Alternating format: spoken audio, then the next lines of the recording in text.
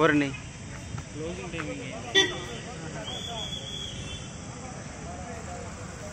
సరే పొంద ఏం కాదరా ఒకటి లోపల పోయేద్దా.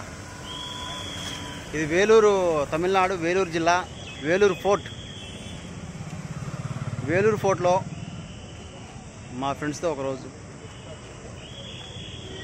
ఏమైనా దీని చరిత్ర తెలుసా నీకు? వేలూరు ఫోర్ట్ యొక్క చరిత్ర తెలుసా? నాకు కూడా తెలియదు.